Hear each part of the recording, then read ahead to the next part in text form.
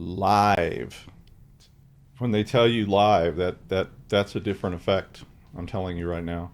Welcome to Black Hat 2025. We're here, CyberRisk TV, recording live from the CyberRisk TV studio. That's what they call it. But it's at Mandalay Bay. I'm not telling you which floor. In Las Vegas. I'm Doug White, and joining me for this interview is Mickey Bresman, the CEO at Semperis. They started letting me talk to CEOs occasionally. Welcome, Mickey. How are you? Great to be here. Yeah, cool. So I guess the sort of driving force behind this interview was about Semperis and this report about ransomware. And I'm always interested in ransomware because I always thought it was like the most obvious evolution of hacking. You know, I mean, I came from the old days where people were like, ooh, I managed to get in your system, you know, kind of stuff. And I guess none of us were ever smart enough to get super rich by thinking, you know, I could make these guys pay me. I mean, really, and it was when I first started seeing ransomware, I was so shocked. So you want to just give us a little background on what's going on in ransomware right now? Sure. So first of all, to your comment, we have this saying that we adopted over the years that hacker is not a bad word. And the reason that we're saying is because not everyone who is breaking into things is necessarily a criminal, and we should make the distinction between the two. Just because I always say attackers, actually. Yeah, usually when I'm talking about the old days, I usually say hackers because that was what everybody just sort of referred to, people that were working in these kind of things. And then, in the modern age, I almost never say hackers because I don't like that.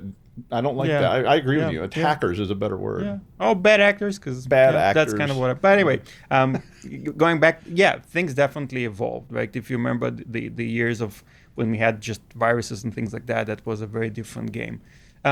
What's interesting to me is that actually ransomware is also evolved, and some of it we actually showed in the report that even to me at least was an eye opener.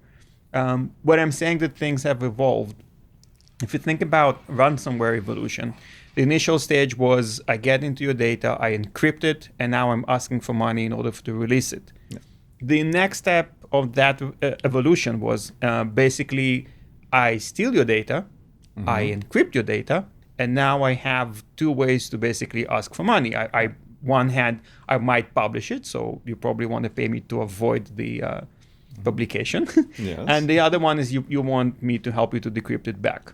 And I think now we're seeing like the third evolution of that, where in my mind, the way to think about it, and that's going back to the criminal type of an approach, is that it's been proven that industry makes a lot of money. And when that happens, you see way more of an organized crime. And because of that, we see a lot of different things that are starting to happen because it's not, a script kiddo sitting somewhere in the basement. Right. It's really well organized now. So one of the things that we saw is that this blend between the virtual and the physical world starting to happen, where this story that I shared about a CISO that I had the chat with, where when they were going through their ransomware event, what happened with them is that one of the IT guys got a picture of his daughter playing in the park. So somebody actually had to take that picture, send to him, and it basically said, you should not show up to work today. And this is even before he knew what's happening. But imagine, I was just thinking about myself. I have kids as well. So my thinking was, if I were to get that type of an email, what would be my response? And it's also from experience, it's always easy to think about those. We're sitting in this nice room in the Mandalay Bay, as you mentioned. Yeah. We're not going to say which floor, but it's very different once you get it and it's like hits you in reality. And I think that's one of the evolutions that we're seeing because of the business that ransomware have become. We're seeing this progression of way more organized crime and what it actually means when you really have heavy hitters, a lot of money coming in. How does that affect the whole industry? But that I completely agree with what you said. I mean, about this has become like an industry, but that doesn't exclude all the dinky people either, because it's so easy to get into this, either through ransomware-as-a-service operations where the organized crime types are selling you crime, which is kind of a new idea. I guess I never thought about that in terms of physical crime. But then it's still today even easier, I think, for script kiddies to just go out and buy a framework or a toolkit pre-built, and I know they'll even sell you one for specific industries, and you can even buy access to specific networks. So the whole organization or the way that it works now is way more sophisticated. What I mean by that is that you have specific players for different stages of the attack. You'll have somebody that will create the encryption. You have somebody else that will make sure that they get the initial hold of the environment. And then you have the third person or third company that would come in and actually do the actual deed. What's more interesting from my perspective is that, sometimes how do you know like who you are dealing with? If on the negotiation stage, they're asking for something which is way smaller than what you would expect, then you know that they don't even know what was encrypted. They just know that they encrypted something. That might be the same, non-sophisticated attacker that just got a tool and used it. Which, by the way, also interesting, because I would argue that in many cases today, you don't even have to have technical skill set. You simply have somebody else that does the whole software for you, somebody else you're paying to get the access. So you're only kind of negotiating the ransom, if that makes sense. Yeah. And I mean, I would think now, I was just thinking about this, you could probably even have people that are just faking it. Oh, yeah. I mean, when it was encryption, you could see. So if somebody encrypts my drive, I go, oh, the drive's encrypted. And I've responded to those where people said, do you know what's going on here? Our machine won't boot, and you're like, oh yeah, your drive's encrypted. But you could almost, with this exfiltration stuff, just call people and say, we have your data. Because I did a case like that. Yep. There was no data, but this person was extorting money who said he had video data. And somebody obviously been doing something they shouldn't have done. That reminds me a lot the Nigerian prince emails that we all very used to. But the classic. Yeah, I agree with you. But if you send enough of those, then somebody probably going to reply and give you some money. But I think for going back to the organizations and the larger companies out there, that's not going to work because they will all ask for some proof. They will want to know who they're dealing with. I mean, we've evolved beyond that. But then also, like, going back to the fact that it's all criminals that we're dealing with, this idea that you can pay and they will actually get rid of your data, they will not publish it. We saw it falls apart several times. Like, we even seen situation without mentioning the specific, although it was all publicly in the news, but this healthcare provider that got encrypted, paid the money, also paid for the data not to be leaked. And then it turned out that there was another associate, because the cyber criminals now it's really organized crime. And one of them was not paid as much as they were expecting. So now all of a sudden you paid this side, but that side is saying, no, you actually need to pay me as well. Well, so, yeah, I mean, when I've had clients call me, and I'm usually somebody they call when they don't have a lot of money and resources. They call me and say, I was in your class, I heard you speak or something, could you just give me some advice? My advice has always been what the FBI said, which is don't pay them, because that's always been the advice in almost all extortion scams since the dawn of time is don't pay them because they're criminals. You pay them, they either turn around and say, okay, you can pay me some more. Oh, you want this back? Yeah. Or they just take your money and run, or maybe, who knows. But what's your advice? Yeah, so generally speaking, I say the exact same thing as you just said. I always remind people that when you pay ransom, it's not going to go for anything, like a good cause. Well, yeah. It's going to go, and by the way, you don't know where it's going, right? So it might be the case that it's going for some foreign government, that is actually going to buy weapons, and it might be used against, exactly. And then in other cases, it's just criminals, which is also not an amazing thing. And to your point as well, we've seen multiple times that people paid and then they got the wrong decryption keys and the data got leaked in any case. So that's not the best thing to do. With that said, seeing some of the situations that what actually happened, I can understand why in some cases people do decide to try and pay, because mainly they feel that they don't have any other option. What I'm always kind of thinking about is the healthcare industry. Why I'm always thinking about, and there is plenty of, we can talk about the water management and many others that have huge impact on our lives. Right. But in healthcare, you basically get it like an immediate impact. I have patients. The patients potentially will not be able to get the type of treatment that they need, which might lead to loss of life. So if you are in that type of a situation and you don't have, a response plan, and you don't have the tools to basically bounce back, and maybe you don't have a backup, which sounds really weird in this day of age, but it still happens. If you don't have the backup, if you didn't try the recovery, if you don't have a plan, if you don't have, out of band communication, all of that stuff, you're left with very little options.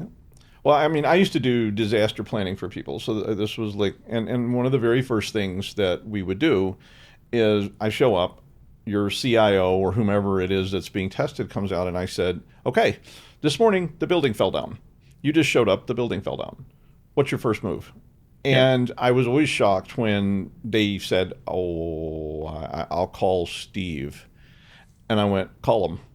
And they went, Dan, do you have Steve's number? I need to call. And they're like, Steve retired. He's not here anymore. And I'm like, okay, Steve's not here. And if they said they were going to call Steve, I go, Steve was in the building. Now who do you call?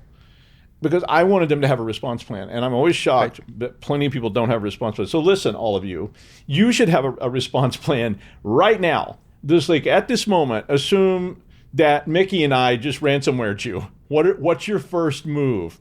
Like right now, what are you doing? Because everything is locked up and we have your data. So, I think you and I are pretty much on the same page with that. So the only thing that I will add is that we do run tabletops for customers, and I sometimes see customers run those without us, where they just invite us to watch what they're doing so we can provide some advice after the fact.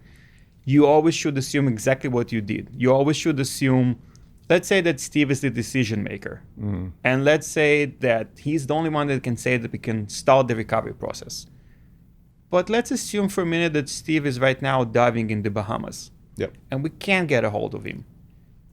At what point in time do we decide that we should call Bill now? Or at what point in time can somebody else make the decision that, no, we should actually be doing that? When you start, my main point is that when you do a tabletop exercise, which is a very well practiced PowerPoint, and everything is, we're going to do this, that, and the other thing. Yeah, it looks amazing. Of course.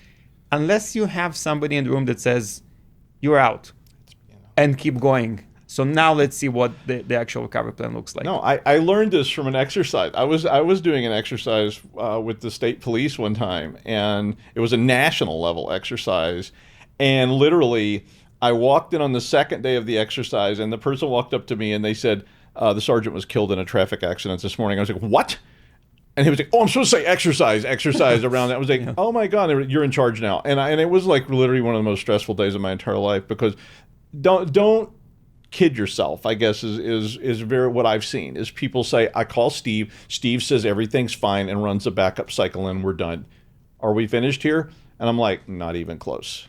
Because you have to test it. I mean, you have to actually test it. And it's like restoring backups is another one. But backups won't save you now. Now, you did say there was a decrease in the amount of ransoms too that was going on. A slight one. So I'm very happy that there is some decrease.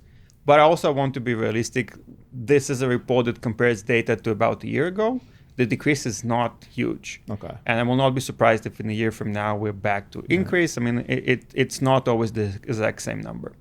Yeah, I mean, there's always, this is part of your response plan too. There is this should we pay? I mean, it's kind of the settle versus go to court argument, because sometimes even if you're right, settling is the cheaper option. I mean, that sounds kind of cynical, but it's very true. That's the reality, right? But I think when it comes to the actual response, some things maybe just to leave people with something to think about. You definitely want to make sure that you have your cyber insurance involved. And you want to make sure that you know how to engage them in the case that you actually have something happening, because you will need it. You want to make sure that your legal team gets engaged. And especially the biggest advice that maybe is have an external counsel that is what their job. Get involved, because otherwise you will be in a world of pain after the fact. Especially if you're a publicly trading company or in one of the more sensitive industries, you have reporting that you have to provide, sometimes 72 hours, sometimes 96, depends on where you are, but it still have to go out. And one of the things that you don't want is saying specifically, Steve said that we should do that. That's not always the ideal thing. Yeah. So getting your legal involved, you want to make sure that you have out-of-band communication. What I mean by that is that please don't rely on WhatsApp or Signal. That's not the way to go, right? So make sure that you thought about those ahead of time. And then also make sure that your disaster recovery solution is not dependent on the system that you're trying to recover. Yes. It might sound silly and obvious, but as an example, if you need to log in to your data recovery solution by using Active Directory credentials, which is very common, when Active Directory goes away, you cannot access that anymore. So what's your plan? How do you plan to deal with those type of scenarios? Yeah, I mean, we dealt with this a lot with early backups, but when backups were really the big push, because of ransomware, like you said, that first wave of ransomware, just can you restore this? And I saw any number of companies who couldn't even get the keys to their backups without being able to access this very system that's going to be encrypted. And so, yeah, you might want to test all that, and with the assumption you can't get into the main system. And as the cloud has started to manage that globally, if that's what got ransomware, you're going to have a really, really bad problem. No, it's like going back to your previous point, right? That I think was a great one, where you said, "Oh, I'm just called Steve, and Steve just going to click something and it will be recovered." No. Have Steve actually try to do it. Absolutely. And have him try to do it when some of the systems are not available to him, and see what happens. What if my storage goes away? Do I have a dependency? What if my networking goes away? Yeah. Do I have a dependency? How do I recover if the machines are currently unavailable and need to switch somewhere else? Those things and also a big takeaway, it's much easier to do things on paper. But unfortunately, that's not what's going to happen in reality. I mean, I remember doing EMA stuff and just saying, okay, your cell phones don't work. Right. And they were like, oh, and they had a plan. They had these 800 megahertz radios they were always talking about. I said, okay, get them out. And they were like, what? I was like, no, get them out. Let's do it. Like, get me an 800 megahertz radio. And they went and got them. They have batteries for them. Half of them didn't work. They've been laying on a shelf somewhere for 25 years. And, they're like, so yeah, this isn't the best solution. And they had to work on that. So I think that's some great points from you. I wish I had longer to talk to you. I got a lot more questions. But thank you, Mickey Bresman, for joining us today. To find out more about Semperis, please visit securityweekly.com/SemperisBH. And for all our Black Hat 2025 coverage by CyberRisk Alliance, please visit securityweekly.com/Black Hat. Thanks again, Mickey, for the conversation. Stick around. We'll be right back after the break with even more interviews live from Black Hat 2025 here in sunny Las Vegas.